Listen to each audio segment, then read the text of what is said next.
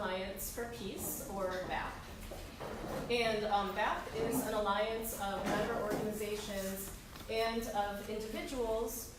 We were born about a year ago, and we came together because of the need to regrow the Black tradition of opposing war and imperialism. And when we say war, we mean the war that the United States empire wages on Black and brown people in other nations, as well as the war waged on us right here in the United States. And Black folks actually have always been the demographic that's most opposed to war and imperialism. However, in recent years, there has been an unprecedented quiet or silence and an uncritical acceptance of war. With the election of Barack Obama, some of us lost our minds a little bit and began accepting things that we would not have accepted before.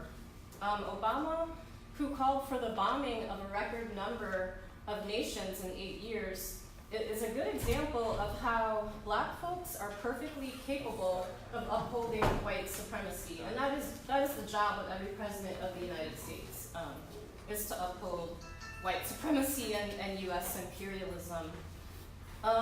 Until recently, I had focused my political energy on learning about and trying to affect local and national issues, and not really much focus on international issues. And it's not that I didn't care about what was happening to people elsewhere at the hands of the United States. I certainly did, but I tended to feel that the intricacies of US imperialism were so complicated that my eyes would just kind of gloss over when I would try to. Sorry, I'm sorry. Okay, thanks. But it began nagging at me that I felt I didn't have enough awareness around the United States actions abroad,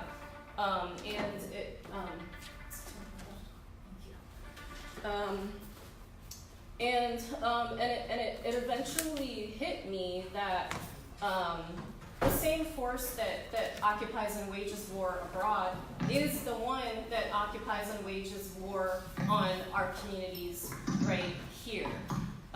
The U.S. empire is at the helm of imperialism and white supremacy everywhere.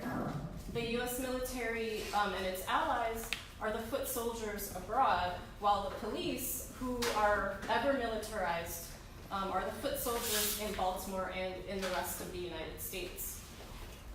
Police in Baltimore own $500,000 in military equipment from the Pentagon. The goal is the same, whether it's here or abroad: the control by a few of all resources and wealth at any cost to human life, at any cost to the planet, and those human lives are usually Black and brown lives. And this is where BAP comes in for me. I started receiving BAP emails a year ago. I'm not sure how I even ended up on the email list, but it's one of the few times where I was happy to get unsolicited emails. This really helped my political education. I read and still read every article that's linked to in the email blasts. They covered everything that I think is important and that I was and am trying to learn more about, the interconnectedness of our repression here and abroad. I had, BAP helped me have this light bulb moment that there isn't really a separation between repression here and repression abroad, and it's not really impossible to ignore imperialism and still effectively fight and organize towards the end of repression locally here. And Baltimore, of course, we're in one of the epicenters of brutal colonization, whether it is police killing people or beating people, like last week with the brutal beating of Deshaun McGreer by a Black cop. And that's another example of how Black folks can oversee white supremacy as well, but this is a systemic problem. Or if we're dealing with evictions and homelessness, the effects of racist oppression in all sorts of categories that we see nationwide are even more pronounced in Baltimore. 1/5 of us in Baltimore live in poverty, while 5.6 billion Baltimore dollars have gone towards funding war since 2001. That's Baltimore alone, like our money, public money that we pay in taxes, that we pay when we buy something at the store. And basically when war funding goes up, and it's at a record high of $716 billion, spending on things like SNAP, healthcare, schools, parks, and other public and social needs goes down. So we really are at war right here. It's imperative and urgent that we intensify our fight for our lives and up our efforts in organizing together, which is why we wanted to put this program on. So we'll begin to hear from our speakers in a moment, and they're all people who have been fighters and have been making important contributions. We're lucky to have them here. We're first going to hear from Ajamu.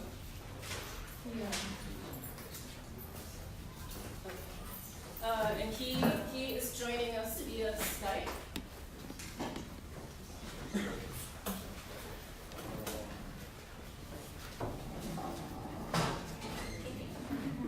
Ajamu, can you hear us? Okay, wait just a moment. Well, Ajamu Baraka is Southern-based, both in the U.S. South and the Global South, human rights activist. He's also the national organizer for BAC. And he's an editor and contributor to Black Agenda Report. If you're not already reading that, it's one of the most important sources of news and information. He also contributes to Baraka and other progressive outlets. The screen doesn't go blank. Okay, Yes, I hear you. okay, wonderful. I just introduced you, and we're very happy to have Ajamu here with us today. Okay.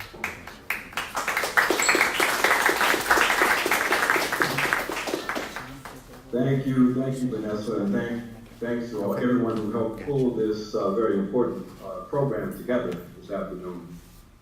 As Vanessa indicated, there's a reason why we came to Baltimore. For us, Baltimore represents ground zero in this war being waged against our people, against the working class, against poor people.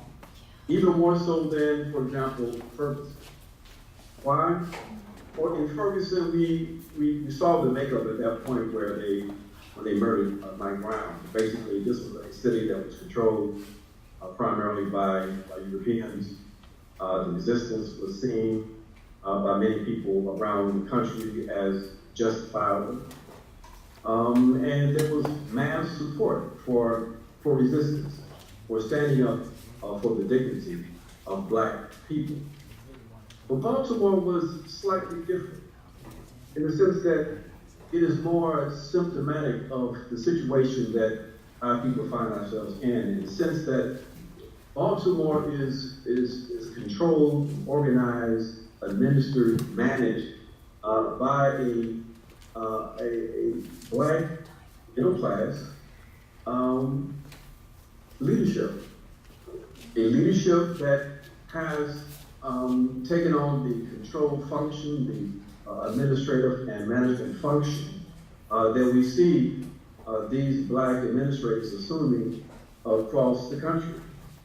Baltimore is more characteristic of our objective situation where Black people are being managed by other Black people, where Black working class people are basically experiencing the ravages of this stage of economic decline of the U.S. system.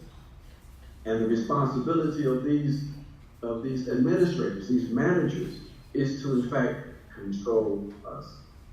So when Black people rose up in rebellion in Baltimore. The attitude of many people across the country was much different. The black resistors were condemned. The President of the United States referred to our resistors as thugs and criminals.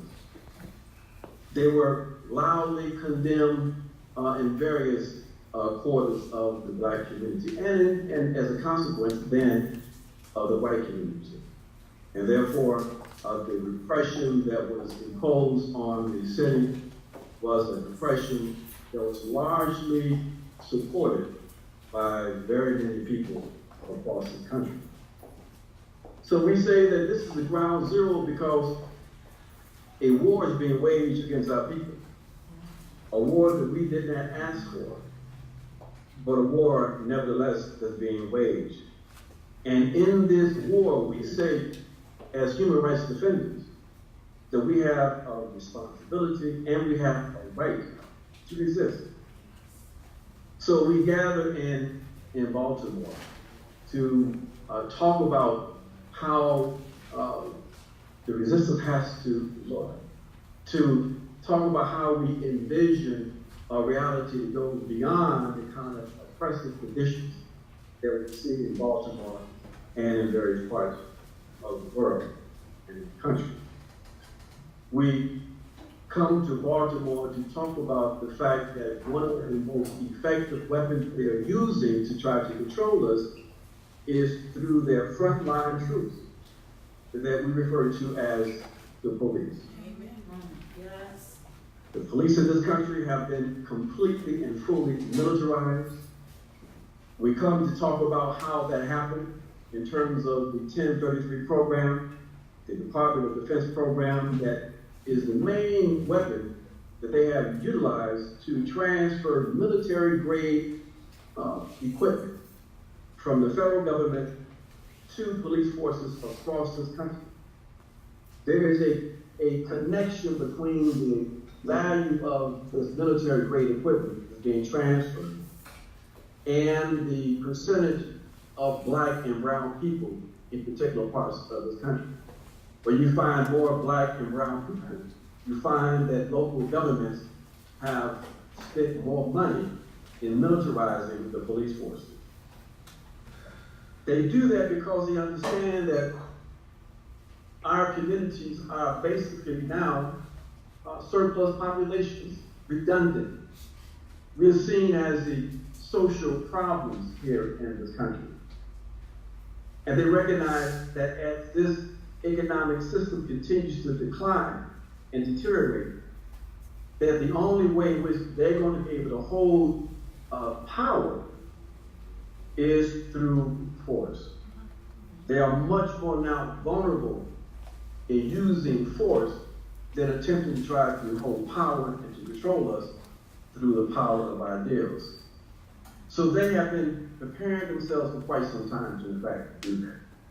And in preparing themselves, they've also conditioned the people in the U.S. to accept militarism as being normal. Think back when they had the so-called terror attack in Boston, and when they shut down an entire city. They told people to shelter in place. And the people did that as they were trying to run down one individual, one young teenager who was supposed to be a so-called terrorist. And once they caught that individual, and the people came out from their shelters to be greeted by these police forces that looked just like the military, they clapped. They clapped. This was accepted as a kind of response that the American people should accept, that it should be seen as a natural response to a security issue. But we recognize what it really is. It is to condition the people psychologically, to allow for the militarized forces to impose the will and to advance the interests of the 1%, the oligarchy that runs things in this country. When they militarized Baltimore and imposed a curfew on certain parts of Baltimore, when people resisted, this was this was supported across the country. So we understand what they are attempting to do. And so we look at and we raise up what's happening in Baltimore, and we connect it to what's happening across this country in terms of how they are made, how they are equipping themselves to the war, to protect the ground and forward and working class people. And then we make the connection between what is happening in this country, the war being waged against us here, and the war being waged against black people and brown people globally. And we make the connection by raising up what is happening in the US government and expanding its tentacles of power and domination on the African continent through AFRICOM, West African Command, that a number of our speakers are going to talk about. So in these few minutes that I have, I'm closing out now, because we want to keep close to a schedule that allows everybody to present and for us to engage in dialogue at the end of these short presentations. We want people to understand that this fight that we are involved in cannot just be contained and should not be understood as a fight just in the U.S. This fight for our collective human rights. That this fight is a global fight. That what is happening in Baltimore is a flip side of what's happening on the African continent. We make the connection. And in making the connection of understanding, we prepare ourselves for what we have to do, which is to organize ourselves, to educate ourselves, to prepare ourselves for the fight, for the war that's being waged against us. So the Black Alliance for Peace is an alliance for peace. We want peace like anybody else. No sane person would opt for anything but peace. But we understand that without justice, there'll be no peace. And we understand that to have justice, we have to fight for it. So we are here to organize. We say we must resist and defeat the war against African people in this country and on the continent. We say we have to build dual power. We have to build organizations. That's why we started building the Black Alliance for Peace April 4th of 2017. That's why we're here organizing in Baltimore and across this country. We say that we have a right and a responsibility to protect our rights, to advance our human rights. And I leave you with this. In the tradition of Ilhaj Malik Shabazz, Brother Malcolm X, one of the founders of the radical black human rights tradition, we have to fight for our rights. And he says that as African people, quote, we declare our right on this earth to be a human being, to be respected as a human being, to be given the rights of a human being in this society, on this earth, in this day, which we intend to bring into existence by any means necessary. That is our responsibility. That is what history has given to us, and we take up that responsibility for ourselves and for our people that come after us. So I thank you.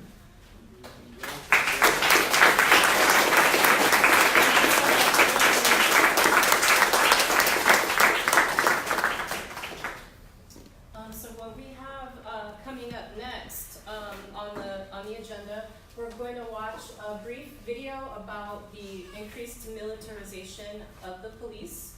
Then we'll hear from Kelly and Netfa. Then we'll have our performance by Son of None. And then we'll have Tawanda, Brittany, and Maurice.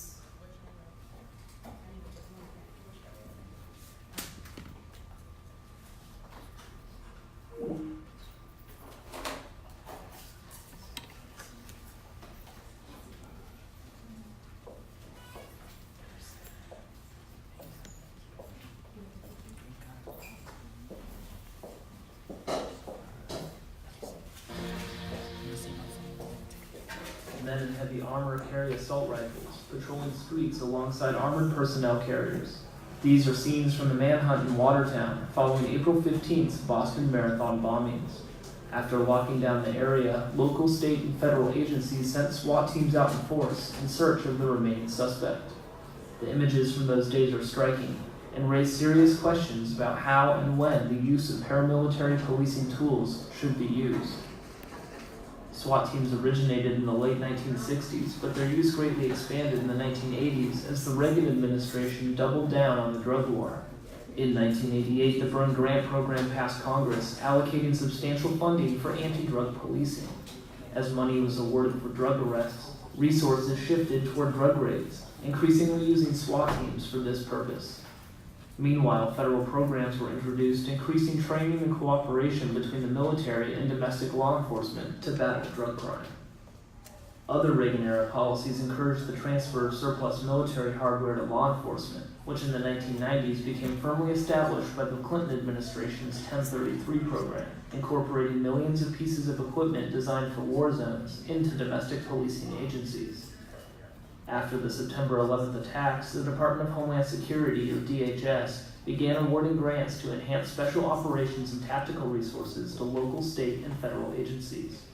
Ollie Winston, an Oakland-based journalist covering law enforcement, has watched the application of the DHS grants. Hundreds of millions of dollars to local law enforcement administered through states to beef up the capabilities of police departments to respond to terrorist threats. And what that means is that they're purchasing heavy equipment like armored personnel carriers, they're purchasing body armor, they're purchasing mobile command centers. In some cases, these funds are actually now being applied towards drones. Many large defense contractors have shifted, at least in part, away from military contracts toward domestic law enforcement due to the billions of dollars available through DHS grants. And several new companies have arisen specifically to supply military-grade assets to police agencies. There's a lot of venture capital being invested in surveillance systems and technology.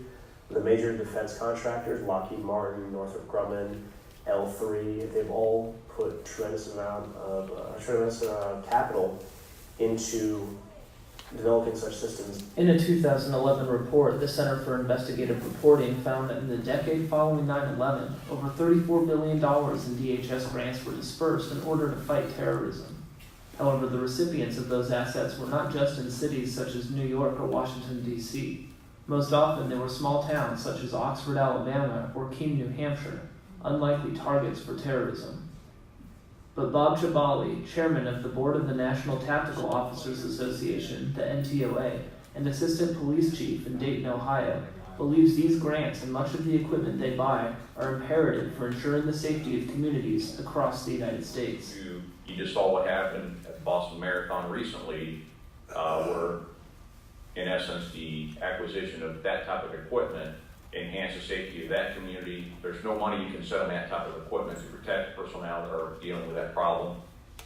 Realize that, and it's not to be an alarmist, but the fact is that terrorism is here. Under the Obama administration, the transfer of military surplus has greatly expanded. Among other items transferred to local law enforcement agencies have been assault rifles and grenade launchers, even Black Hawk helicopters and .50 caliber machine guns. A weapon so powerful the U.S. military has restrictions on how it can be used in combat zones. In fiscal year 2011 alone, the Pentagon transferred almost $500 million worth of materials to domestic law enforcement, nearly double the previous year's total. This number was expected to grow in 2012. Assistant Chief Jabali says programs like these are necessary to properly outfit police departments that would not otherwise have the resources to acquire assets capable of addressing the serious threats cities now face. But Peter Kraska, a criminologist at Eastern Kentucky University, says these types of resources have significantly militarized police forces, whether intentionally or not. Whether you're a large police department or a small police department, you can fill out a grant application, and it's not terribly difficult to get a full-blown armored personnel carrier at the tune of $275,000 for your department of 50 officers. That could change that department from thinking more in terms of community policing solutions to more use of force solutions. Kraska and other critics have argued that these more aggressive tools translate into more aggressive policing. Military resources and training have then changed the way officers interact with their communities, from a mindset of community protection to one of combat. This is not universal, but in a lot of cases, particularly I can think of New York, I can think of Oakland, the officers perceive these certain neighborhoods as as theaters of operation. It's not that some police departments aren't still doing community policing initiatives and don't believe in them strongly, but you've had a whole mindset where the best way to think about solving problems in our communities is through show of force and use of force. These units, if they were to stay true to their original function, which is to handle only the very rare, reactive, in progress sort of thing that they need to respond to, a school shooting or a terrorist incident, if they only did that, they would have very, very, very little to do. And so when these departments started creating a full-blown SWAT team, and then they have nothing to do, they have found ways to use them. Crassus studies of SWAT teams found their use had skyrocketed from a few thousand instances per year in the 1980s to more than 50,000 per year when he concluded his research in 2005. The numbers are expected to have risen since then. Studies of SWAT team use have shown the majority of SWAT raids were used to serve warrants against nonviolent drug offenders.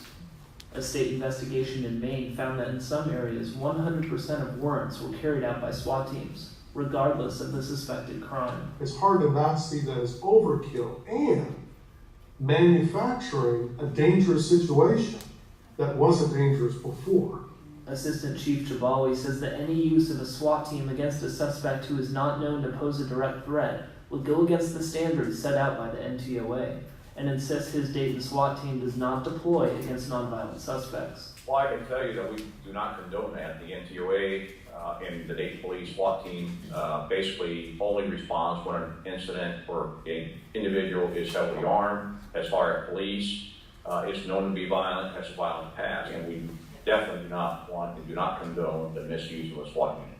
While violent crime rates have overall declined, supporters of these measures often say they are needed due to the ever-expanding arsenal of high-powered weapons, and assault rifles in particular, that can be found on U.S. streets. It is obviously a more armed suspect that we're dealing with today. Keep in mind that some of the equipment that you're referring to, it does not just go to SWAT teams. They are now, for example, shoulder weapons, rifles are in the hands of patrol officers because it is a much more violent society. Safety seems to justify all kinds of security measures that really wouldn't have been seen as appropriate just 15, 20, or 30 years ago. And we could take this safety ethic real far. There has to be some lines that we say, this isn't appropriate levels of security given what we're looking for. But Assistant Chief Jabali remains steadfast in his support for these programs. He argues SWAT and other such assets are essential for public safety. Keep in mind that the reality of SWAT is it is used as a life-saving tool, as it was really in Boston in that tragic incident. Attention has recently been drawn to paramilitary policing as a result of the events in Boston, but also following police crackdowns on Occupy protests in 2011 and early 2012. Finally, these units are being deployed outside of the poor neighborhoods in urban America, in inner city America. You're seeing them deployed against, college-educated white people or college-educated people of whatever race there may be, who are ostensibly exercising their First Amendment rights. This sort of policing has been going on for quite a long time in communities where the drug war is played out. And this form of policing seems likely to continue, as additional funding is made available for such resources, whether they be used on citywide manhunts in Boston, to disperse angry protesters in Oakland, or to serve drug warrants in Newark. From San Francisco, California, this is David Zlotnick for the Real News Network.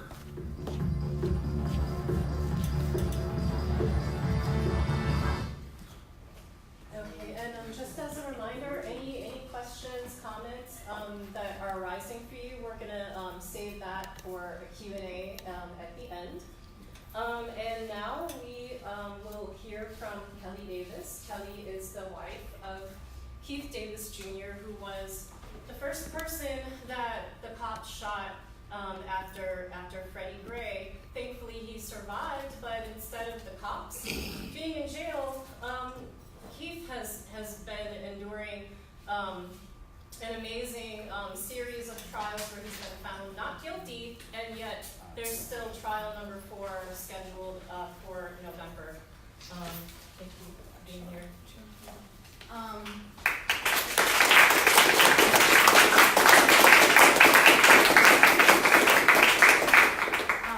Thank you for having me here, and thank you for bringing awareness to Keith's case. Like she said, Keith was the first person who was involved in a police-involved incident.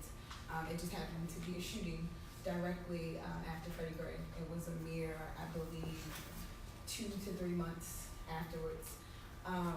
And he was shot at 44 times.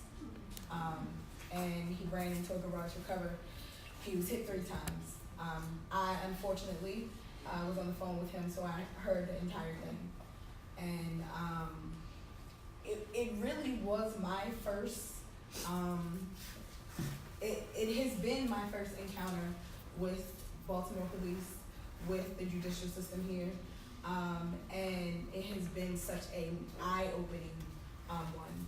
And even watching this video and listening to the speaker before, it really is war against us. Their intention that day, June 7th, 2015, was for Keith to die. And because he did not, because he fought, and they were unable to take his life physically, they have gone relentlessly to take his life systematically, to bury him within this judicial system. Like Vanessa said, we are going technically into trial number 5. The first trial was a series of charges from the initial incident, which they allege she robbed someone, only to have that alleged victim come to court and say, that's not him. But it's you hear that and you think that that's outrageous that they came to court and said that's not him. But the reality is this gentleman had told police from day 1, that's not him. So when he came to court, he was just reiterating everything. Following Keith being successful and being acquitted of 15 charges, he was then charged with first-degree murder. He was, their claim is that this gun that they found in this garage that he has no connection to, that he actually just ran in for cover because police officers drew weapons, did not give commands, did not let the people know what they were doing. They just immediately drew their weapons and gave chase. So he actually ran in there for cover to figure out what was going on. After the first case and the first series of charges, it then came back that this gun we found, it was used in a homicide hours before. And that homicide was pinned on Keith. Even though there was there's no physical evidence, there's no DNA, just this partial palm print that they are claiming is on this gun. You hear their story. Their story is that Keith held this gun. He ran with this gun. In the hot summer day, he dropped this gun. He crawled. He picked it back up.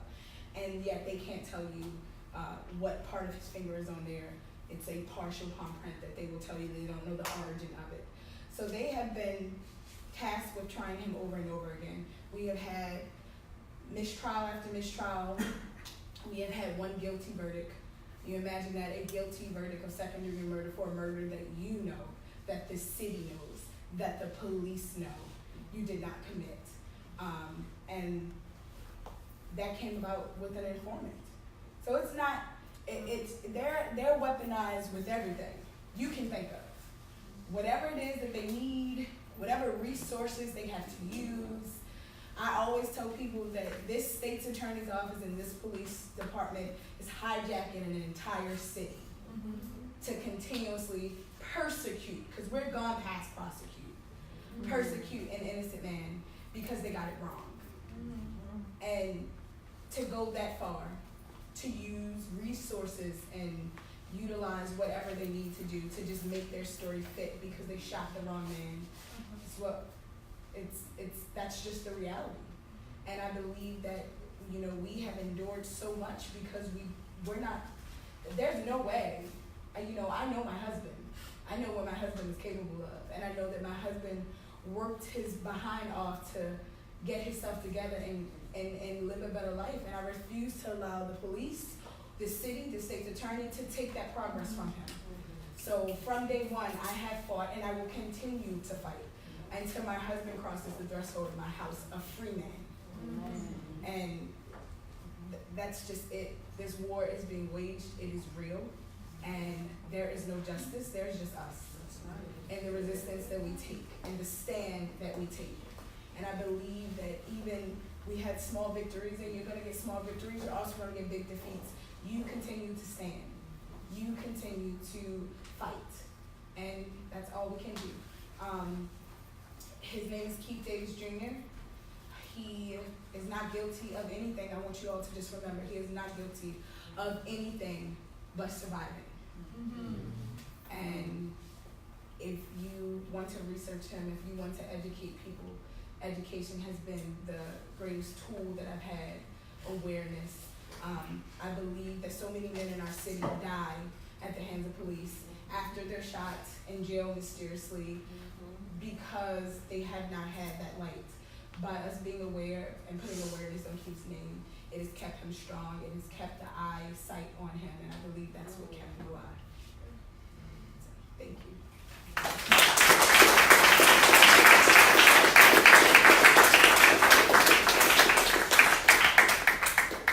And I think I forgot to mention, each speaker has about 8 to 10 minutes. Next we have Netfa Freeman. Netfa is an organizer with PACA, the Pan-African Community Action. They're a member organization of the Black Alliance for Peace. He also serves on BAP's coordinating committee and BAP's Africa team. Thank you very much for joining us. I'll be really brief. I want to kind of lift up some of the things that Ajamu alluded to in terms of the parallels between what the system does against our people right here in the United States and also on the continent of Africa. But it's really not just the continent of Africa. It's anywhere where you can find people of African descent. And I think the fact that Africa and African people are at war is irrefutable when we consider how the state or the system, the coercive and repressive aspects of the system operate, how they mirror each other in different places, particularly on the continent and then within the United States. Some people might know, one, you have to know, I'm going to just say, people always accuse me of starting a sentence and not finishing it, but I have to go back and say, we have resisted our oppression, particularly against enslavement and colonization ever since it happened. But we want to fast forward and go to some of the more telling things that are more contemporary but still a little historical, like the COINTELPRO program. People might have heard about the FBI's counterintelligence program that was a result of our people resisting during the 60s and the 50s and the 70s, where they actually, created means to railroad us into prison and kill people using the police and all kind of repressive, infiltrate our organizations and have informants and those kind of things. While that was happening at that time, the same thing was happening on the continent of Africa when we were waging our war, our liberation struggles for independence and against colonialism. The CIA was in Africa, just like FBI was here. The CIA was in Africa trying to overthrow the countries and trying to infiltrate and doing all kinds of things. Coup d'etats, you could look at a number of them, but Ghana in particular, and also we'll hear from Maurice about the Congo. Patrice Lumumba, who was the first democratically elected of the independent of Congo, was assassinated by the CIA and other forces. And then we can see the same thing in other places. So this is something, and then we also, on the video, you heard the person allude to saying, well, we need, some police chief or whatever, needing the arms and all this kind of stuff because it's a violent system out here and all that. And other things we're saying, well, they also use it against our forms of resistance and oppression. Well, the first militarization of the police began in the formations of the strategic, what's it called? The SWAT teams, special weapons and tactics. Well, special weapons and tactics. That was the first militarization. They make TV stories about it. They used to, or they still do.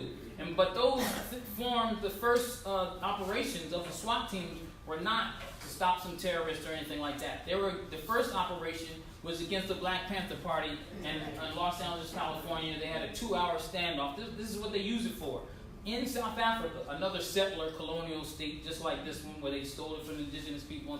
In South Africa, the Special Tactics Force, or Special Tactics, same thing, it's called STF, in South Africa, was used for the same, actually created at the same time in the 60s, and their first operation was against our people struggling in Zimbabwe for independence from control over the Rhodesians. And South Africa helped the Rhodesians. The United States helped Rhodesians against our struggle to be liberated. So we have to be clear that while they keep wanting to tell us this narrative that these forces are used to keep people safe and to fight for freedom and justice, they're exactly created to do the opposite. And so we have to be clear about that. In 1998 or so, 1980s, the National Security Council of the United States issued a memorandum. It's called National Security Study Memorandum 200. And it was dealt with the implications of worldwide population growth for U.S. security overseas interests. This is a U.S. national security memorandum. You remember Ajamu talked about it and referred to it as a surplus population. We know our labor and everything is no more needed. He was talking about here in the United States, but that's all over the world. They're actually concerned with population growth of people who are non-white all over the world. And if you could think that they established a memorandum that talks about this as a concern and their security interests, it falls to reason that the next National Security Memorandum, 201, right after 200, is increased arms sales to Black Africa to stop the threat of communism. And so, anyway, to fast forward, this parallels, first they create the conditions in our places, so they increased arms sales. You remember they were having a lot of things talking about the warlords and people, where Africans can't, live together, they chopping each other's heads, blood diamonds, all that kind of stuff. We should see that as parallel to how they have also dumped small arms in our neighborhoods here. And then some of our young people radicalized from the 60s, but then misguided because of operations like COINTELPRO, then we have the rise of gangs and all that. And so then, more increased policing. And so they're really responsible for all this, and we can see the parallels in different places. And so I don't need to go into 1033, but we see, because the Ajamu and the film talked about that, we should see the 1033 program, all these programs of increasing militarization of the police as counterparts to AFRICOM. The AFRICOM program that is meant to bring U.S. military, to advise the African militaries to fight terrorism and Islamic extremists. If we understand geopolitical politics, the United States policies in different places are responsible for the creation of Islamic extremists. So they create the conditions and then want to bring in some so-called solution which really only turns around to repress us. So we are at war, and we have to begin to raise, and I'm going to end with this. I'm with Pan-African Community Action. We believe that we have to start locally in our communities, organize for power, not influence, to get the people in power to do something we want, but organize for power. And then we also have to spread and make connections that are international in scope, which is why we're a member of Black Alliance for Peace. And so we have a campaign in D.C., and we want to encourage people to look and study community control over the police, not community policing and things like that, but community control over the police as a campaign that will shift power, and if not only that, will force us as a people to be organized. And so maybe we could talk about more when we open up for question and answer, but thank you.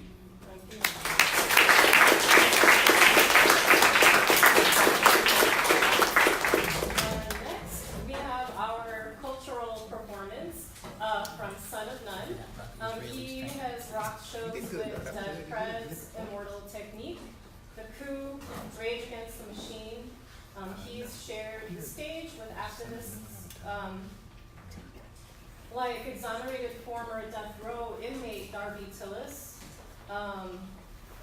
and Shuja Graham. Black Lives Matter student leader Michaela Gilliam Price.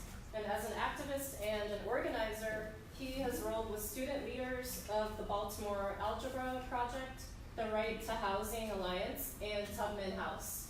And he's a former Baltimore City High School history teacher and used his training as a paramedic during the uprising. And he's also a friend of mine. It's funny to read these facts about him.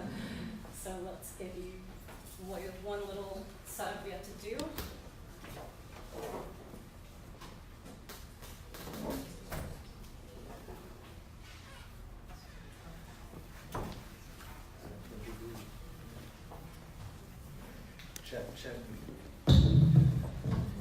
Check.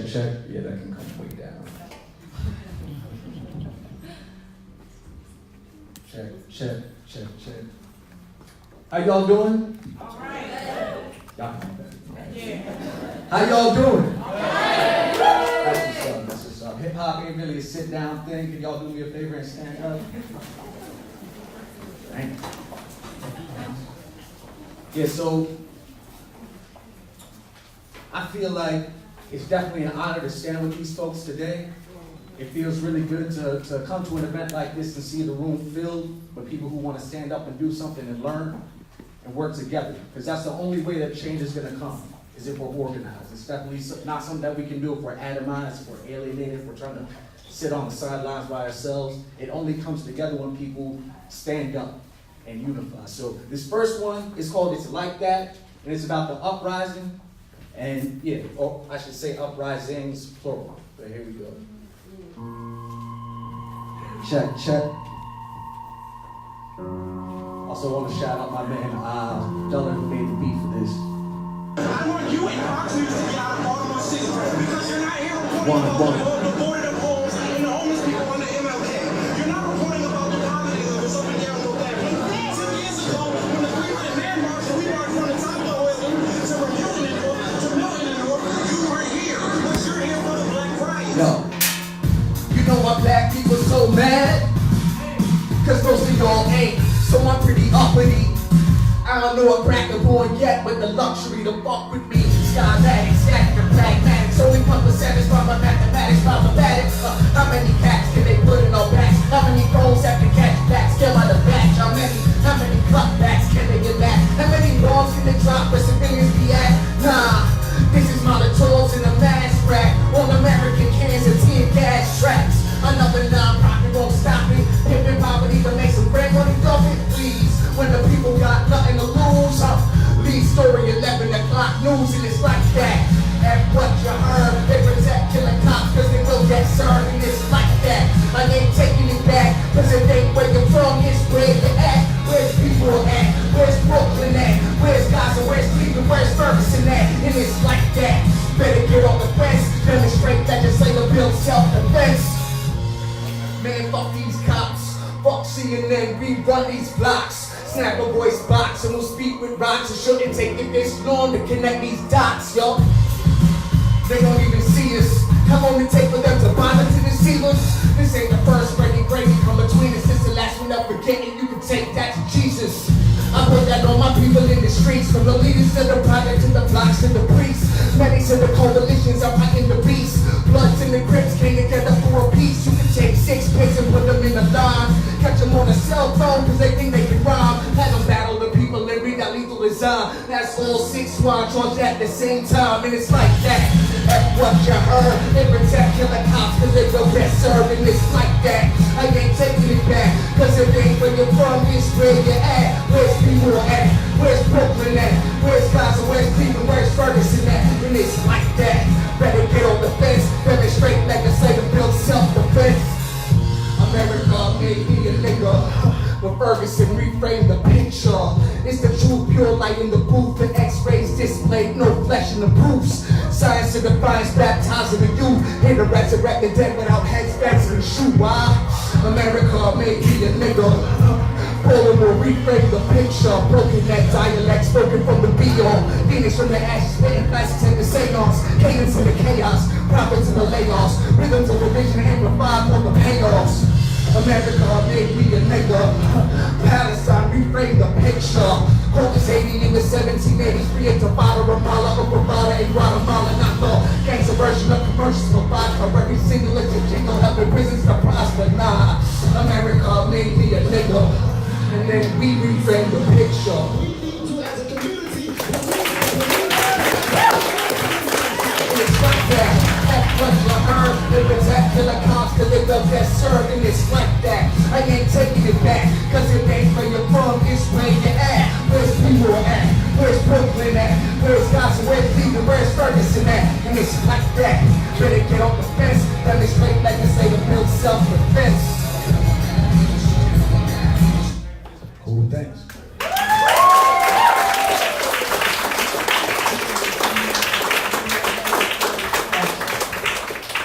Shift topics a little bit, just because I feel like we're gonna go to this event, get pumped up, want to go out, organize, work with each other, but then we're gonna turn on the radio.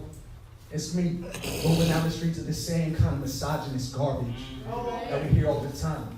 I feel like hip hop could be an art form that recognizes the fact it's already harder for women and does something to support them, as opposed to adding to it and making it more difficult, right? So I feel like that's my responsibility as an artist, to hold my brothers accountable. So that's what this song is about. Actually, I'll just do it a cappella. If you came back without disrespecting the woman or calling the man a bitch, then what the fuck are you doing? Maybe it's all you've ever known, so you never questioned. Maybe you felt like it was wrong, but you feared rejection. Maybe it's overcompensation for emasculation. Maybe the time is done for excuses and explanation. You can hate the song, whine and carry on. Only thing you know you can't do is say it's wrong. Don't get it twisted, I'm no better than the next. I just know we can do better than what most women expect. Cause eviction is the black women, but prison is the black men. That's the day, Jack, not something from back then. Make a bold move, tell the whole truth. She chose dancing about as much as trapping chose you. There's a difference between acting like we're supposed to and just repeating all the shit we've been exposed to. Love hip hop, hate how they treat women. Love hip hop, hate how they treat women. Love hip hop, hate how they treat women. Love hip hop, hate how they treat women. Rosa Parks was making cases against racist rapists before she ever took a seat and made Martin famous. I know you heard of NASA's hidden figures, huh? More than 60% of Panthers were sisters. This shit's been going on way too fucking long. Never made us strong, it only makes us wrong. You know a lot of rappers probably gonna respond with laughter, but when you call their mama bitch, and it's a different matter. They say they're only making music and it's not the same. I say they're making real money off of women's pain. They never played the positions they envisioned for women, digging for gold on their backs or trapped in the kitchen. We've internalized so many sexist lies. A woman's real value ain't between her thighs. Thought I was woke till I read what Audre Lorde wrote. She got the antidote for toxins in your cantaloupe. Love hip hop, hate how they treat women. Love hip hop, hate how they treat women. Love hip hop, hate how they treat women. Love hip hop, hate how they treat women. What if rappers respected women as much as prison? What if I told you they lack the courage and not the vision? They know it's messed up, but they're scared to be different. Doing the right thing is too big a commitment. That's mighty white of them. I spit in spite of them. Are women under attack? And mostly by your men. Rappers who call women bitches should get stitches. Men who violate women should die. Calling for blood is easy. Changing the culture's harder. If you don't see it as a problem till he hits your daughter. I'm on that Back to the Future, change it before it happens. Shake up the soundtrack of proving using women like napkins. Too late for too many sisters abused across the nation. It's hard to love yourself with haters played on every station. I'm not a hater, man. I used to want to be a player till I became a man and saw women is so much greater. Love hip hop, hate how they treat women. Love hip hop, hate how they treat women. Love hip hop, hate how they treat women. Love hip hop, hate how they treat women. Thanks, y'all.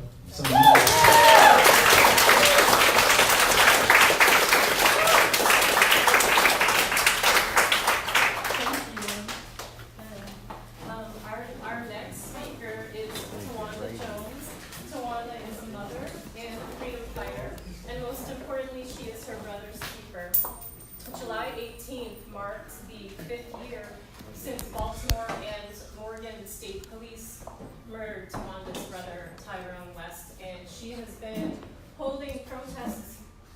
single week on West Wednesdays since then.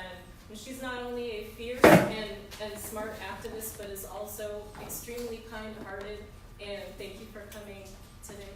Well, thank you for having me, and thank you for having us here.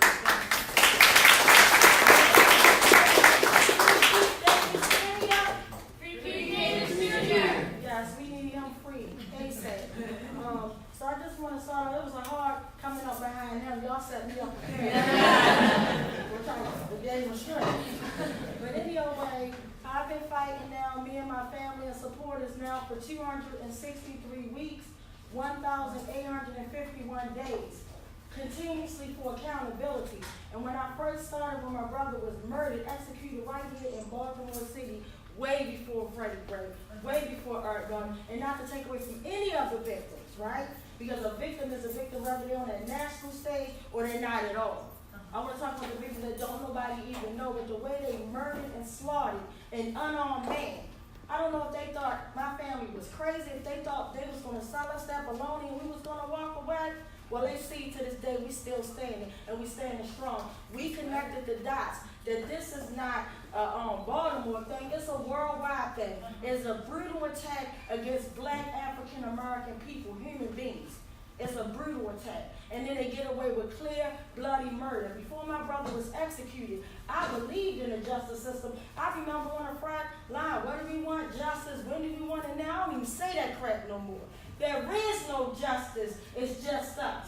We get killed in our homes. We get killed in our streets. We daily plagued by killer police. So you see, there is no justice. It's just us. Fighting against a system that was designed to kill, slaughter, and murder, and kill us, depress us, use us. So fuck justice. It's just us. And that's just how I feel.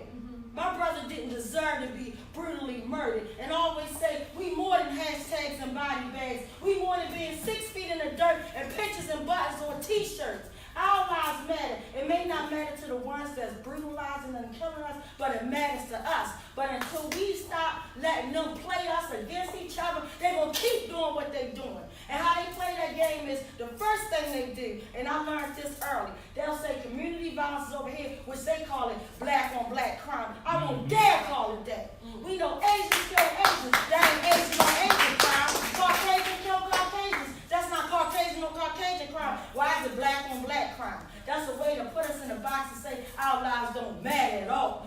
Y'all pull up y'all pants, y'all stop killing each other, then we'll get these killer cops to protect y'all. They ain't here to protect us, they here to protect property. Don't get it twisted. Remember, they was basically born to catch slaves. Think about that. And as soon as slavery ended, and we thought we had a piece of freedom, as soon as it ended, they brought out a law called lottery that was targeting black women, men, and children. It was targeting the black race and locking them up, killing us. And immediately, the Killing Act came out. It was called the Casual Killing Act. And I want y'all to look that up. And it gave the right for them to kill us if they resisted. And that's what they're still doing. And the first thing they say is, oh, he or she resisted. How the hell he or she resisted if you pulling their arm back, kicking their face in the ground, tasing, pepper spraying, and macing their body naturally, reaction to pain? It's even fight or flight. Ain't nobody gonna stand there and get murdered. My brother shouldn't have died screaming Trayvon Martin. Somebody got murdered. My last conversation with my brother was as a Jewish Zimmerman on every corner. And he was absolutely right. Absolutely right. So we need to stop letting them play us. And the crazy part, the state's attorney's office, from the medical examiner's office to the mayor's office, trash. All trash. They don't give a damn. Be crystal clear, they play this game. I met with the state's attorney 2 years ago. As a matter of fact, she wouldn't even been in office. Be crystal clear. My family supported that. And I feel embarrassed and ashamed to say that. Because the first thing I thought when she stood up there and said everything about Freddie Gray, I'm like, yes. First time, yes. And then shortly after that, Keith Davis Jr., are you kidding me? They couldn't even say, we got it wrong. So if they don't kill me, they're going to bury you. And what they did to my brother, unspeakable. They thought I was going to stop some pennies and walk away. You got to be kidding me. It ain't about the income, it's about the outcome. I'm here to stand and make sure a difference be changed. Even if they kill me the day tomorrow, because that's the only way I'm going to stop until my coffin brother. I am my brother's keeper. Thank you very much.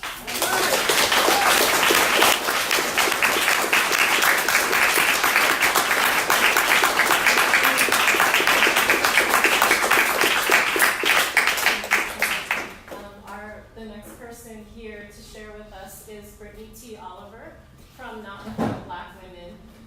She is an activist based out of Baltimore, Maryland. She's the founder of Not Without Black Women. She's also the Assistant Director of Communications and Advocacy at the National Organization for Women in DC. So thank you for being with us.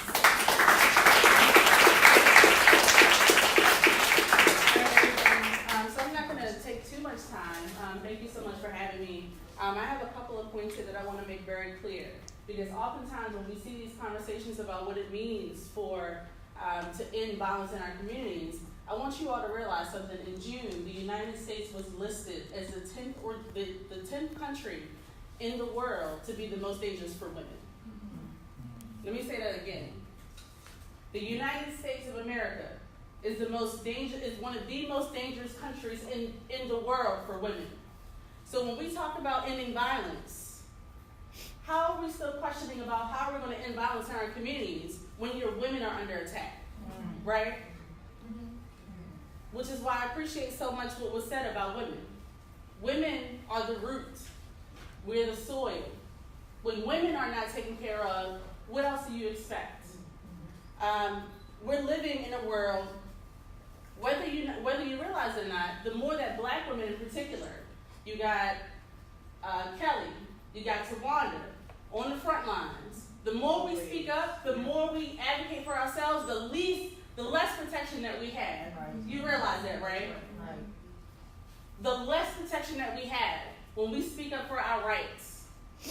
So when you ask about why is violence, why the Baltimore uprising took place, why is it still taking place right now? The consent decree. Since the Baltimore uprising took place, there are women who were a part of that movement, including myself, less protection today.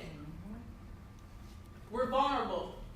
We need all of these organizations who come to these panels and these events. We need you to stand up for us. We're under attack. I'm under attack. Every day. So we need to start evaluating, when we think about, again, why is it that we're still having violence today? Why? If you're not taking care of your women, black women and girls, Taylor Hayes, Corinne Gaines, Erica Gardner.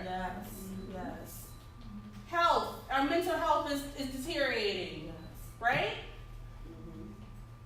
This work is this is our lives. And so I want everyone in this room to understand how serious this is. Because oftentimes you don't see the angle when it comes to the particular angle about how this affects women in general. It's particularly black women. We're not going to gain justice. We're not going to create change if we don't start standing up for black women right now. If black women are not taken care of, if black women are not protected, we can see change. I'm going to stop there, and I'll allow you all to ask me questions when we get to that part. Thank you.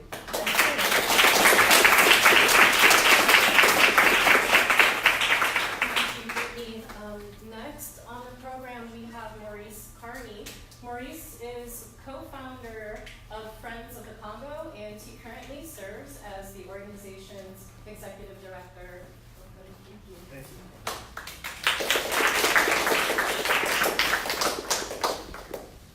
Peace, everybody. Peace. My name is Maurice Carney. I am, as I said, one of the co-founders of an organization called Friends of the Congo, and I currently serve as its executive director. And Friends of the Congo is a solidarity institution. We raise global consciousness about what's transpiring in the Democratic Republic of the Congo, a country that's literally and figuratively the heart of the African continent. Really pleased to be here to share with you what's unfolding in the Congo, connected to what's happening here in the U.S. Before I really get into the few words I'd like to share, I'd like to hold up the Honorable Marcus Mosiah Garvey.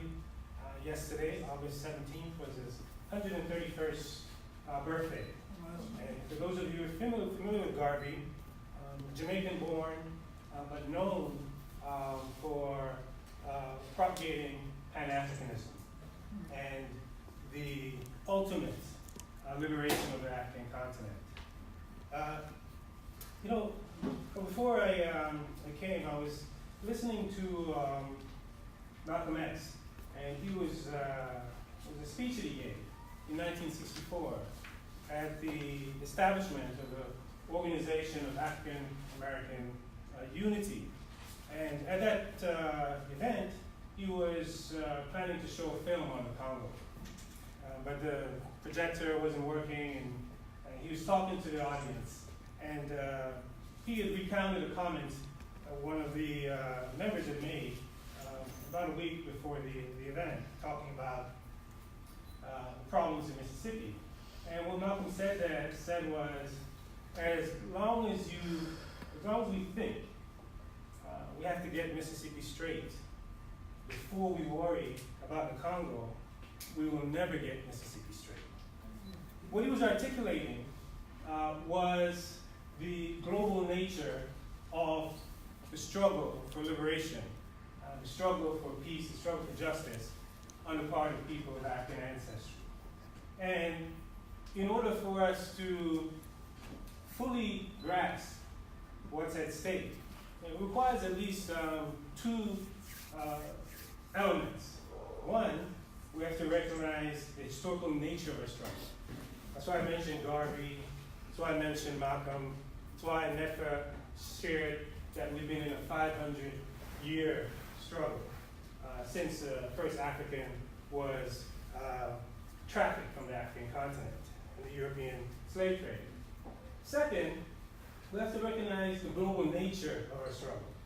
And that's what Malcolm was sharing with the audience, that the struggle that we're undertaking is one of a global nature. And make no mistake about it, the enemies of our people recognize that the struggle is global in nature, right? Capitalism, imperialism of global systems, and the militarization of our communities, the killing of our young boys and girls in Baltimore, or in Kinshasa, are the flip side of the same coin. The 1033 program that distributes military equipment to local communities, to militarize our communities, the U.S. government has spent about over $5 billion on that program since 1997. The flip side, on the African continent, the U.S. government has spent billions of dollars in militarizing African communities. One small country in East Africa, Rwanda, they've given $1 billion over the last decade or so. Another country in Central Africa, Uganda, hundreds of millions of dollars. And we're talking about black governments. Just like we're talking about black governments here in Baltimore. Whether the police chief is the Souza or the mayor Pugh, when we look here, we see that we're in a colonial situation. So those governments that are getting these weapons, systems on the African continent, what they're using them for is to repress their people. They use them for putting people in jail, gunning young people down who are fighting for their rights. So that militarization that is taking place here has a flip side on the African continent. The amount of money that's being spent on militarizing our communities, the same is being done on the African continent. Just recently, I'm sure you all heard of the U.S. soldiers who were killed in Niger. The United States is building a $100 million base in Niger for U.S. military actions. So it is vital for us, those of us who are organizing, to bring about change locally, to also look at the picture on a global scale. Today as we speak, we have young people in Togo, for example, who are organizing to resist a neo-colonial regime, a regime that's been imposed upon them. I highly recommend to you to stand in solidarity with the Togolese. Both today and tomorrow, there's a hashtag that they're using on Twitter called Africans Rising. That's Africans Rising. And that's a way for you to show your solidarity, acknowledge the fight that they're waging, and also to amplify their struggle. So it is key for us to join in solidarity with these young people on the African continent, whether it's in Togo, in the Congo. There's a movement called Telema, T-E-L-E-M-A. You can use that hashtag, and there's a website called telema.org to join in the fight that young people are waging on the continent. And that fight is the same fight that we're fighting here. When our communities are militarized here, it robs us of resources for education, resources for health, resources for housing. By the same token, when the United States send military equipment, money to the African continent, it's robbing the people of those same resources. So my appeal to you here today is to join us in solidarity as we resist the militarization of the African continent. Join us in solidarity as we fight for freedom, we fight for liberation on the African continent. Because the fight there is the same as the fight here. So that's the appeal that I'm making to you today. Thank you. Thank you.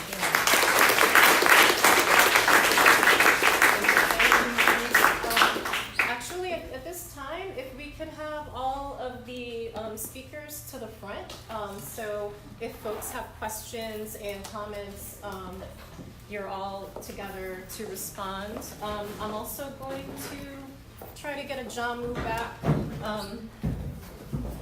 technology permitting here.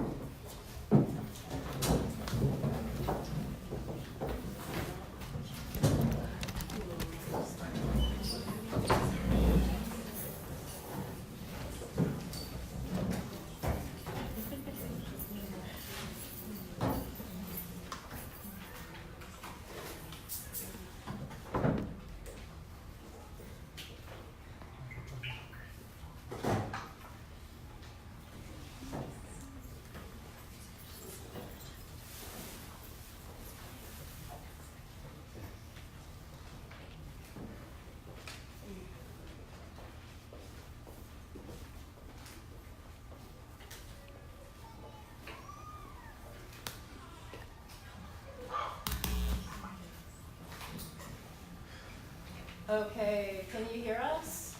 Yes, I can. Okay, great. Welcome back.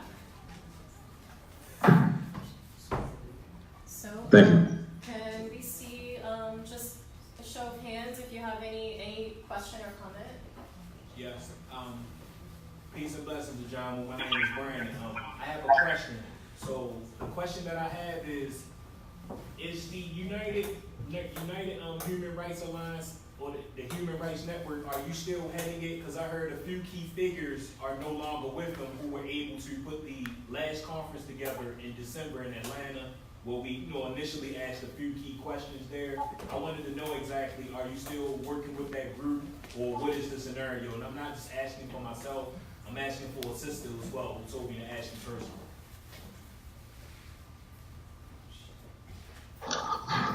Okay, should I go? That's that, Vanessa? Yes, please. Okay. Brother, thank you for the question. No, I'm not. I stepped aside from that position back in 2011. I have been involved in many activities, but still deeply involved in human rights community. Specifically, as we are trying to build what we call a people-centered human rights movement. This is an approach to human rights that's different from the liberal understanding, right? Is one in which we don't play with the notion that human rights are neutral or objective.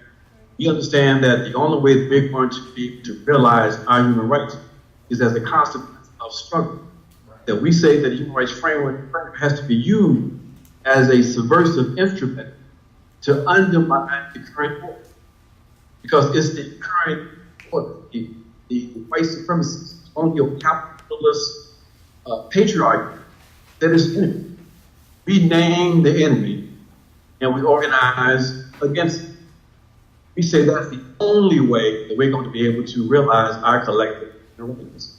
So that's been the impetus for the work we've been doing, the work we've been doing trying to build this alliance, the tag, kind of Black Alliance for Peace is a people-centered human rights project against war and imperialism. We say we make action in anti-war. In anti-imperialism, that is how we move from just a moral position, political position. We've been making the context here this afternoon, the connection is like capitalism in the West and the war being waged against white people globally by imperialism. And we say that we have that connection, have those natural opportunities. We have to now organize ourselves clear and to be even more clear about the kind of society we have to build. All of us to realize, like individuals. He's done now.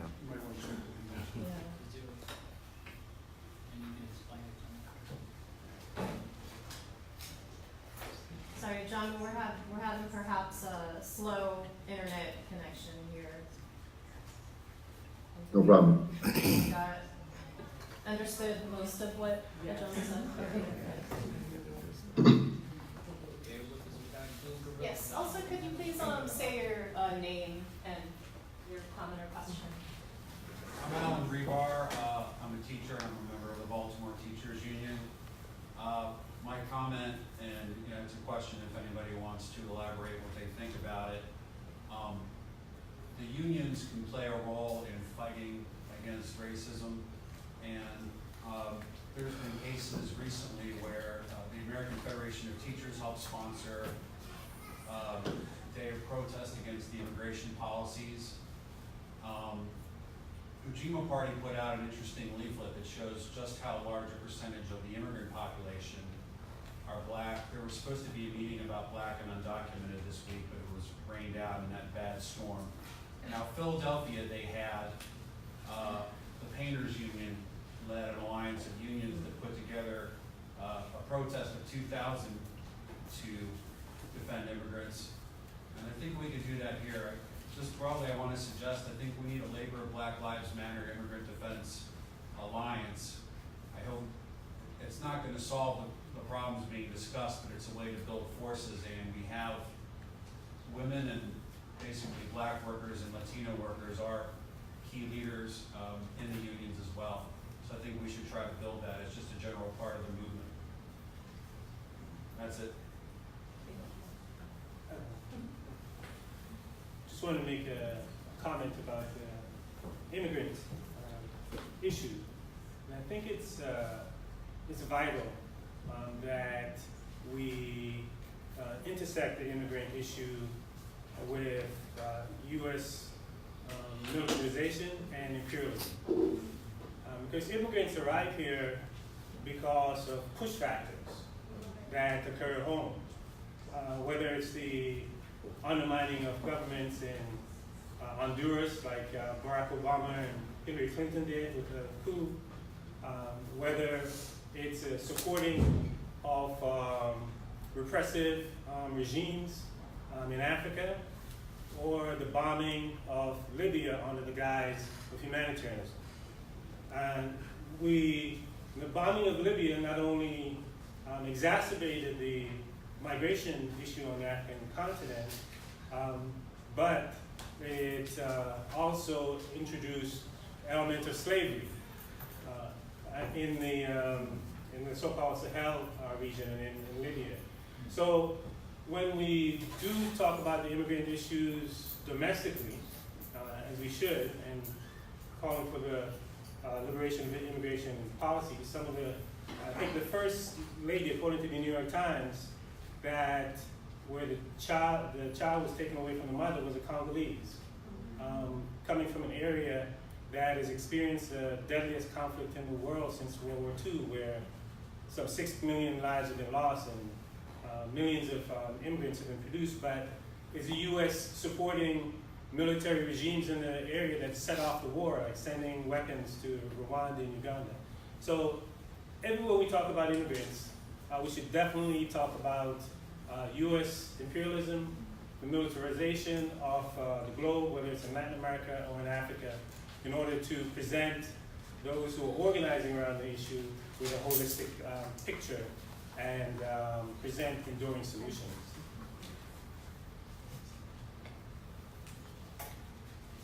He'll keep the one light on, is that better? I don't want people to get too sleepy. Okay, we'll go. I just wanted to add about Black immigrants. There's an organization called Ajamu, and they've been around for a couple of years. They're really big in New York, and they deal specifically with Black immigration rights. The lady who just scaled the Statue of Liberty recently, who was a Ajamu. I don't know if she's Ajamu, but she's a Black immigrant. She's affiliated with them as well. So there are, I think it's Baji, is another one, another group, I can't remember what this stands for. Black Alliance for Just Immigration. Yes, so they are another group that, so there are pocket groups, and they do work with Black Lives Matter. That's what 2 points. The first is, Tawanda spoke this evening about the rallies that are held every week fighting for accountability for the police murder of Tyrone West. I happen to be the person that sends out emails because those rallies are always at 6:30 on Wednesday, but they move to different locations. So before we leave, if anyone wants to get on that email list so you know where the rallies are, I'd be happy to add you. The question I'd like to raise is about imperialism and war. It seems to me that we live in, imperialism is a very competitive system, and U.S. imperialism is being challenged more and more. So like, for example, if you go 30 miles from the capital of Ethiopia, you'll find high-tech Chinese-owned factories where they pay $40 a month. And China is expanding economically all through South America and militarily as well. And I think we're headed towards another world war. I think that's the only way they can settle who's top dog. And the U.S. is on the decline and other powers are on the rise. And I think a revolutionary approach to this situation requires that when they get to that point, that our goal is to preserve as much life as possible, to take the nuclear trigger out of their hands, and to overthrow capitalism here and everywhere else, and not to support U.S. imperialism, Chinese imperialism, or any other imperialism. So I'm just curious if anyone would like to comment on the world situation in that regard.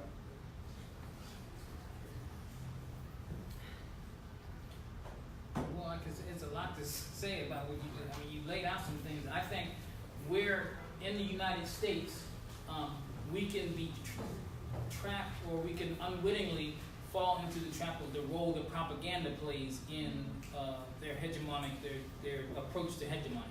So our enemy, China is not killing our people in the streets 28 hours. And so, whatever China does, and if you look at what's happening on the global stage, those who are bringing the militarism into the hegemony, the fight for struggle for hegemony, is the United States. And so, I mean, I agree with you that there's this struggle for, hegemony, and most of it's economic. But for us on the ground, and it's not like we can, the struggle to overthrow or fight against capitalism starts when they go to war. It's us now. I mean, we're being exploited by capitalism right now, and so that should be our struggle. But I think we also want to make sure that when they produce their narratives, the things that have our people so divided and confused about what is primary for us, we don't want to buy into that. And so we just have to be careful. That's the only thing I can think of.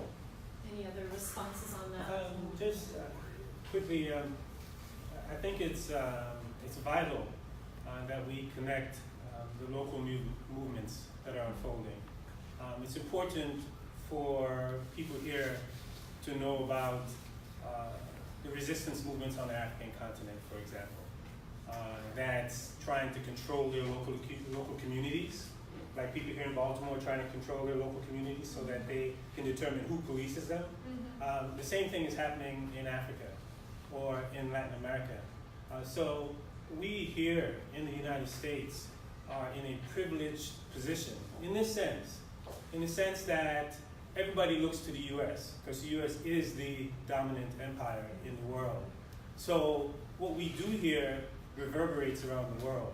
And therefore, it's incumbent upon us to connect the different movements, the grassroots movements that are unfolding throughout the globe.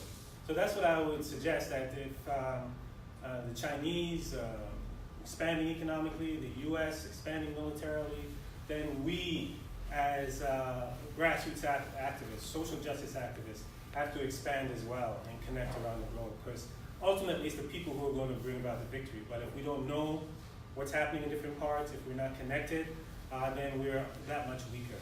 So that would be the suggestion that I would make. And that's really one of my purposes here today, is to bring to you that those movements that are struggles that are taking place in Baltimore are taking place in the Congo and in Togo and in Burkina Faso and in Senegal. And young people who are being gunned down in the streets. They're being gunned down by US equipment that's sent to African governments as well. So vital for us to make the connections. So that would be the one big message I would relay as we look at how the major powers are functioning, that we need to also step up our game and make the connections.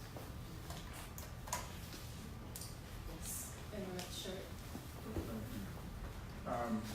Malcolm X said you cannot eliminate exploitation unless you eliminate capitalism.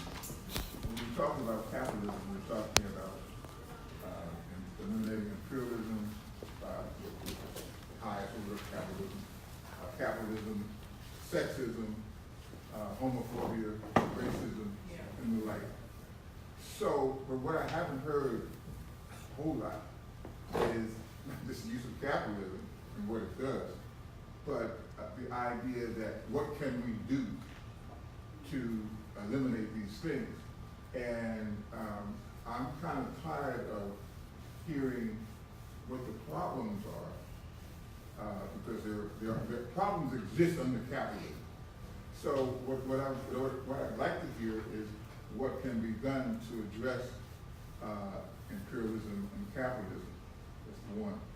Two, the other is that in 1964, I was in Philadelphia, and in North Philadelphia, trying to get to North Philadelphia to a friend of mine's house, and the military said I couldn't get in. In 2015, I was tried to get into Montgomery, which is around the corner and down the street, and which was a shopping center, and I couldn't get in. There were whatever the AK, whatever the rifles and all this other kind of stuff did not allow me in. So what I'm suggesting is that the use of the military has been enforced for a long time. As soon as you nationalize the state, whatever it's called, then that's what's confronted, and that's been used for ages in reference to rebellions, black rebellions, etc. But in Baltimore, I guess the idea is that we talk about these things, but how is it that how can we deal with some of these kinds of things? And I would suggest that one of the things that we would have to do is to talk about, is to galvanize how we can deal with the aspects of what capitalism creates. And I'm not just talking about waiting for a revolution, but if we're talking about really dealing with some other aspects, for example, we're talking about looking at independent political action. One of the things about independent political action has to do with, for example, there is an organization called Ujima, and it has as its platform, I helped to write the platform, anti-imperialism, anti-capitalism, anti-sexism, etc. We're against all those particular kinds of things. Well, okay, what's the purpose of running? So the purpose of running in terms of electoral process is not necessarily to win, but it is to help to organize folks around particular kinds of issues in the name of imperialism and in the name of anti-imperialism, and to talk about those kinds of things as appropriate. So I guess what I'm trying to get from or have understand is, I guess the question is, what can we do to deal with the issues that I've talked about in reference to Baltimore? So I think, and I see you quite a lot. We see each other quite a lot in these questions, right? I think that one of the things Baltimore needs to do is to learn how to decentralize leadership. I think that we need, what I get frustrated with is that the constant targeting around the enemy and so focused around the enemy when we don't have our house in order. I've been doing that for a while. There are many organizations that that do this work in Baltimore. Lots of connections that we all have internationally. I've been to Palestine. We have to learn how to, if we're going to organize any type of resistance against capitalism, against sexism, against patriarchy, all those things, we need to learn how to use each other, look at each other and say, I need you. I need you. You can do this. I need you. We need to start amplifying and figuring out what are our strengths and how do we come together to do that despite whatever organization you're a part of. I've been to the Ujima People's Progress Party. I went to the town hall. That's the last time I saw you. All of that great information that I learned there, how do you apply that to other organizations? How do we all work together? It's truly going to take unity and for us to really unpack the issues that Baltimore has been experiencing and has had for a really long time. And I've been here I was born in Baltimore. I think that one of the most impactful experiences in my life was losing my uncle. I lost my uncle to homicide back in August 2016. And since then, it's made me realize a lot of the issues that have come up, but also some of the solutions. And I truly believe that we need to learn how to decentralize leadership. We need to spread out the work. We need to stop taking on so many things. Currently, right now, with the Not Without Black Women, I'm in the process of training a leadership team so that they can take on, they can move forward with the organization. In a year, I don't want to continue, I'm tired. I don't want to be founder or director of Not Without Black Women for 100 years. I'm training up women now, and especially younger women behind me, to do the work, to carry the torch, pass the torch. So that's my answer to that. Okay. Anyone else on the panel like to respond? Well, I was thinking of something because you mentioned, I'm not from Baltimore, so I don't know if I can. You don't have to be from Baltimore, it's okay. But I think some of the more concrete things that I think of when people talk about how we challenge capitalism, because I agree with you, it's a formidable thing, is that we have to look at the things that it produces. I think you've already touched on it, the things that it produces, particularly on the local level, and create alternatives for that, survival things. When we have community control over police, that's just one. Our concept is community control. Community control of our local economies, community control, like how can we create things like child care cooperatives, because child care is an issue. Things that help people take matters into their own hands, that are also the things that capitalism are used to profit off of. And so we have to do that and when we're doing that, we're creating the embryo that is going to replace the capitalist system. And at the same time, we have to broaden that thing. So that's really what Black Alliance for Peace is about, is also taking things on a broader level. But yes, the local, and I can't speak for it here, but other places we do have to handle our things locally. The other part that I thought was very important that you mentioned, and I think we really need to think about this, because when on the political scene, when it comes to electoral politics, the Republicans and the Democrats have us thinking that that's, it's only that. But we have to create a formidable alternative to that. They keep telling us that low voter turnout was why Trump won and all that. Well, they don't want to mention the ID laws and all those other kind of things. But when it comes to people not voting, it's because people don't feel they have any faith in the system. One of the reasons they know it's not going. These parties are not going to do anything for us. We also have to look at things. So we have to create those alternatives, the other parties that can challenge these capitalist imperialist parties.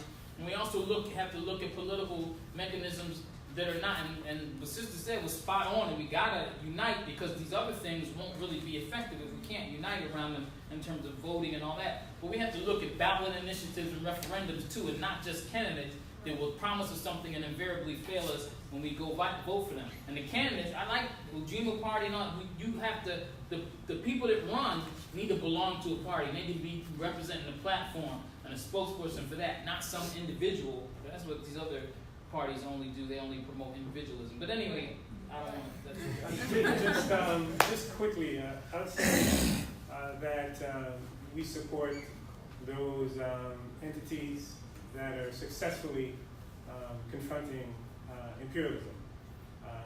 We should call for the lifting of the blockade against Cuba. They've resisted imperialism successfully for half a century. We should call for the ending of sanctions against Venezuela. It's under attack because it's resisting capitalism and imperialism.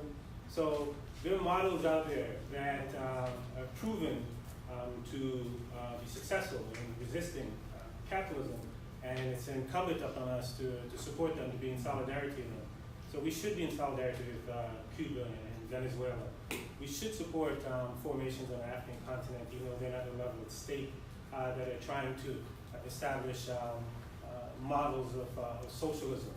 So that would be at least one quick response, that we're not always talking about problems, but we're also defending those who have successfully confronted capitalism and imperialism.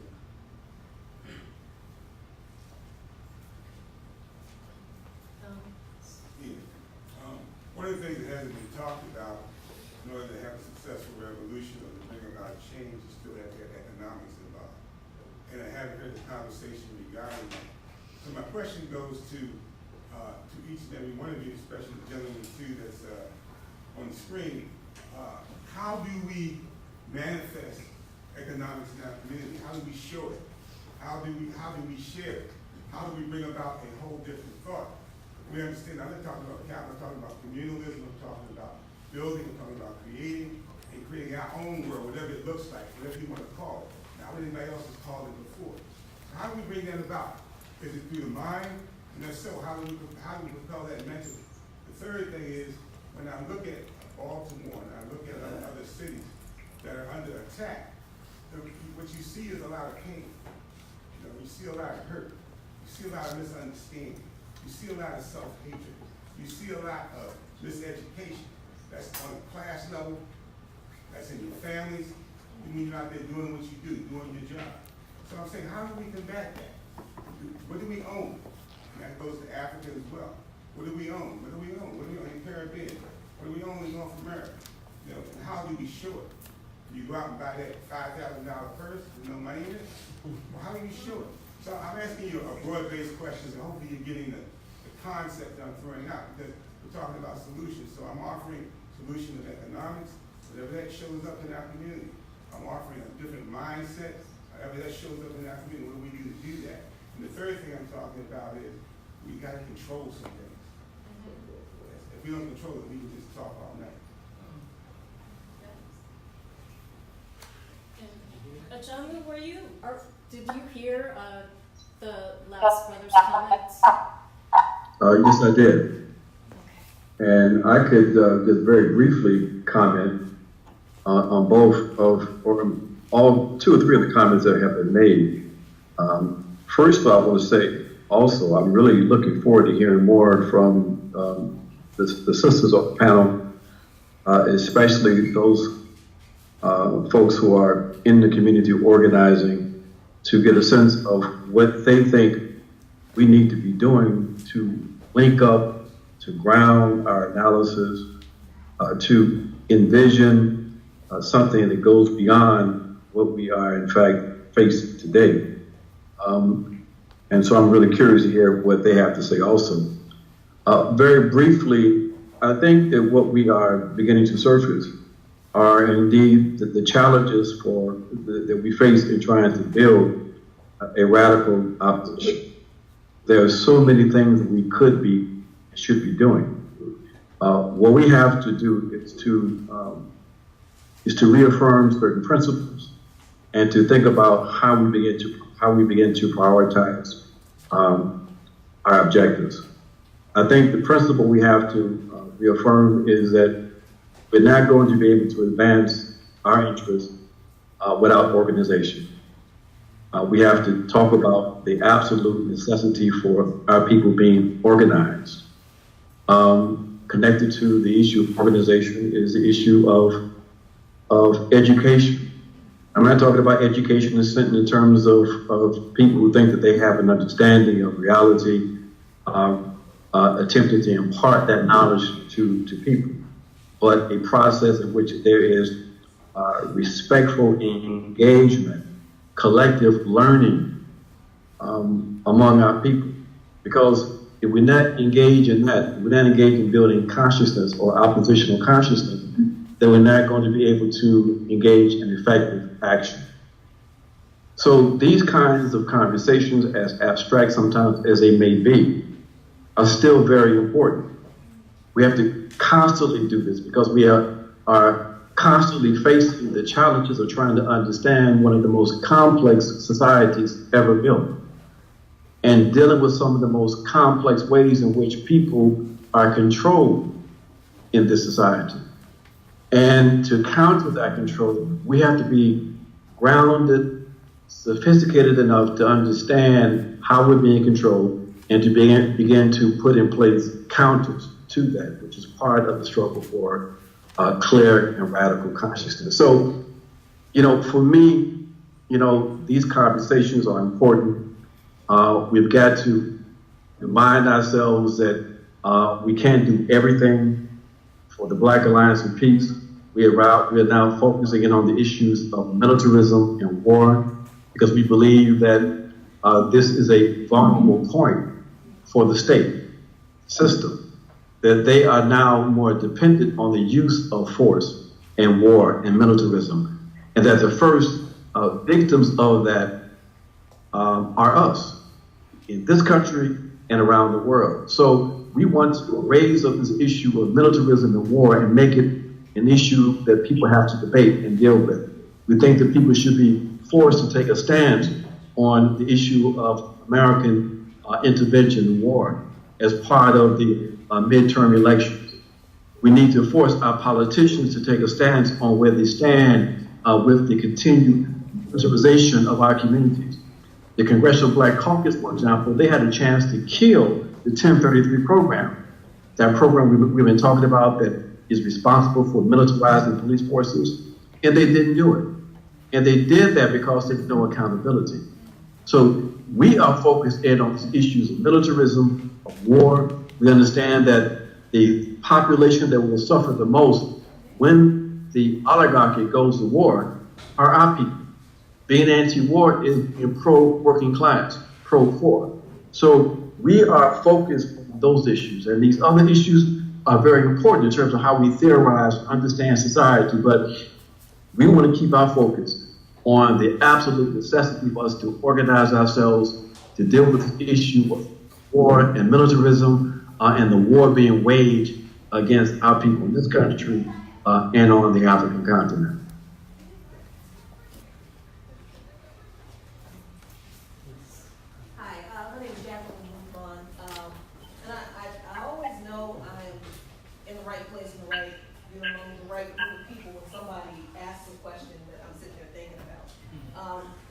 As a member of Black Alliance for Peace and as a supporter of PACA and Ajamu, Baraka and just all this work and Maurice Carney and understanding the connection between global imperialism and American capitalism and sexism and racism, there are 10,000-foot answers to those problems, absolutely.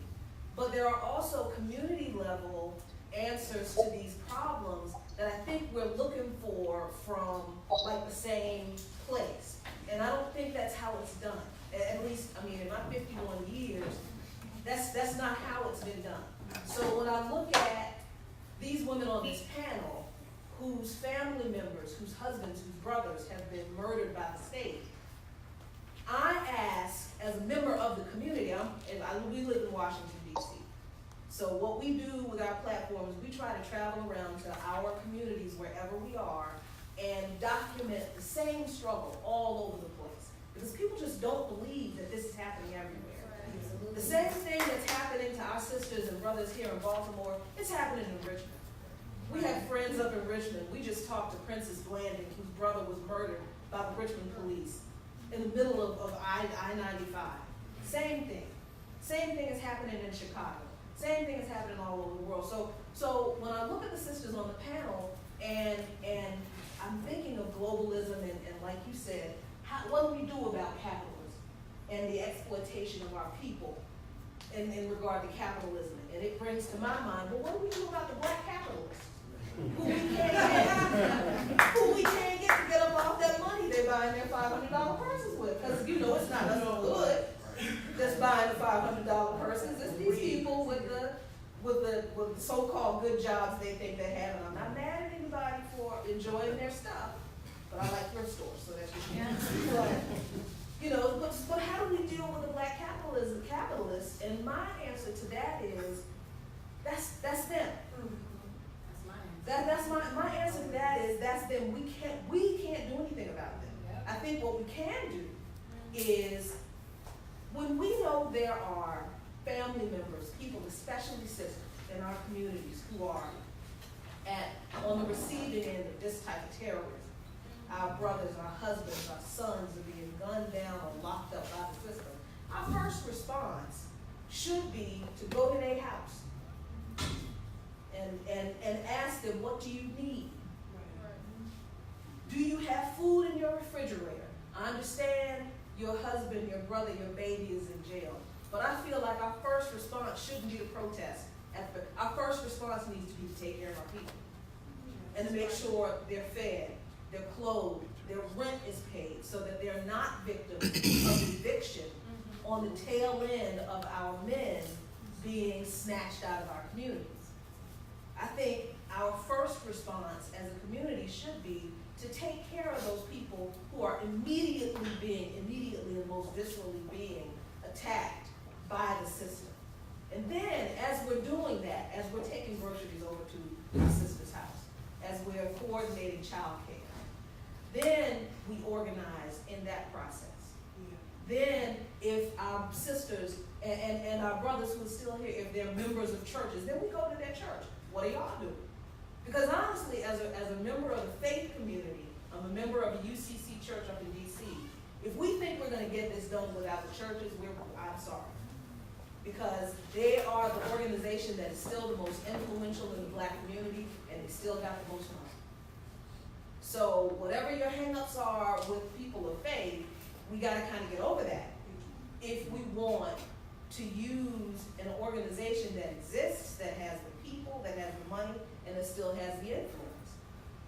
And then, as we do that, then we can begin to do this, educate more people about how all of this is connected and bring more people into this revolution that needs to happen. But just like every revolution, it's a bottom-up process. But it's also an outside-in process. It's not like one thing or the other. And the more I attend these events and listen to these people who are living this and been doing this for a long time, the more I'm convinced that, we're not going to get this done unless we're willing to look at whatever we have and say, what can I personally contribute to the next person in this struggle? Not looking to somebody for, what's your answer for all of this? No, what can I personally do with it? What I can do right now is to open my house up, to have a cookout and a meal and bring some folks over so we can target some people so we can help them, then that's what we do. We're trying. Well, I live in DC, and actually that was just like the thing that my husband and I are planning to do. So, like in the next couple of weeks, you know, Ajamu and Maurice and Netfa, they'll probably be at our house. I can't speak for Ms. Tawanda, but I actually, that has not been our reality here in Baltimore. I started this at the top of my bed just knowing that I had to get my husband out of there. And if it had not been for Ms. Tawanda and watching the fight that she went through, I would not even know where to start. But in our community, and specifically you brought up churches, in our churches, we have influential organizations here who are more concerned about their connections, their political connections, their friendships. They have deemed our situations, I really don't want to touch that, I really don't want to be associated with that. When we say, Ms. Tawanda and myself say, there's no justice, that's just us, that's exactly what we mean. Ms. Tawanda has had her family. I have had my husband and my 4 children, and it wasn't until I got up and couldn't manage it all to my own to stand up and just say, if I have to stand by myself, is what I'm willing to do. And then others have come about. But initially, we're kind of just left with this stuff on our own. And it has been what has pushed me to be fierce. It has been in a city where you think about it, the person who is doing this to my husband is an African-American woman that is hailed as a hero. And she's absolutely the opposite. But we vote on ID politics, or we don't vote at all. Here, these organizations, I believe, like Brittany said, we have to all work together. But here you have people who are willing to pick and choose a struggle, or amplify one and not amplify another, or make a judgment on one and not a judgment on the other. I was told before that my husband would not be significant because he did not die. He's a living hashtag, and that's not important. It's about people who die at the hands of police. So, I mean, and the reality is that, yes, that is probably how it should work. That is how our community should work. Not realizing, like Brittany says, we're unprotected, but when we're getting up here, I'm amplifying my husband's story, but my goal has always been to educate so that no one else endures this. I'm a true believer, and if I go through, there's no reason for you to go through, because I've taken the tools and the things that I've learned to stop you from going through there. Our reality is that's not the case for us. We have to stand. We have to fight. My husband, I have to fight for him. I have to be his voice until he's here to speak for himself. And I just want to jump in real quick to say that's why West Wednesday was created. It was so when I needed the cameras were trying to follow me, because it's only, when they want to follow you, it's only for a couple days a week and day. And they want to make it seem like it's an isolate. So at that moment, I'm like, no, you're not going to talk or interview with my family unless you talk to this mother, Anthony Anderson, who was killed before my brother. You're not going to divide us like that. So it's a platform for not just my brother, but all the brothers and sisters and mothers. So that's, and then another thing for our community, my sister agent on it now, it's like people are just playing these games as a separate, conquer, I'm gonna pick and choose type of thing, and then everybody wanna, if you in your lane and you're fighting police brutality or whatever, you're not doing this, or they wanna crucify you because of that. I feel like if somebody feel like they could do that better with a skill, do that skill. Have a Mad Monday, I'll come to it. I'll support it, but don't crucify me for West Wednesday. And that's what we've been at. I want to respect everyone's time, the time of the speakers and the library's policy. We're at 4 o'clock, but I feel like we just got to something so important here, which is why organizing on the grassroots levels with each other, building and coordinating together to figure out what should we prioritize, like what can we do.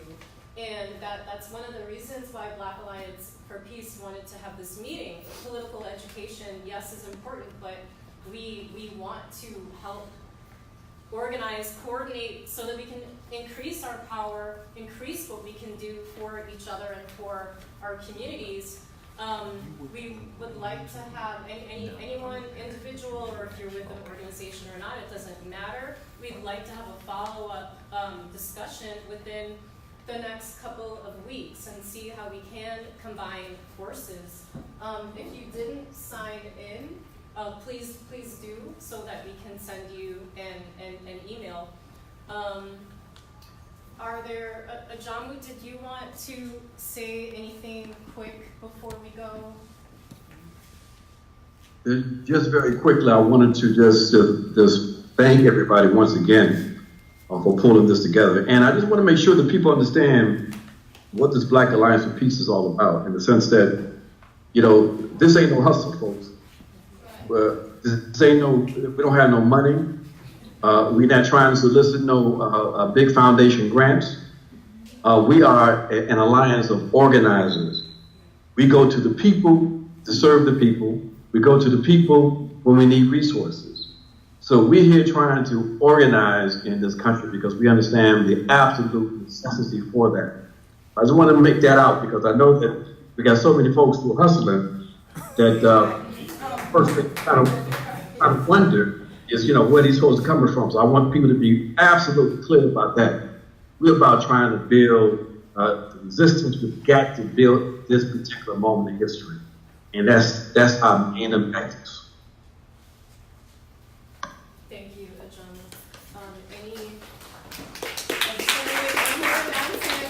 That anyone who wants to continue the conversation today, some of us are going to head over to Terra Cafe, and please check your email, make sure we have your email, and then just a quote from political prisoner George Jackson.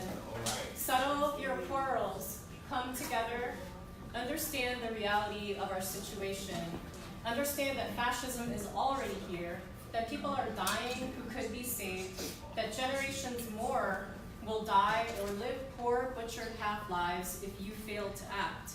Do what must be done. Discover your humanity and your love of revolution.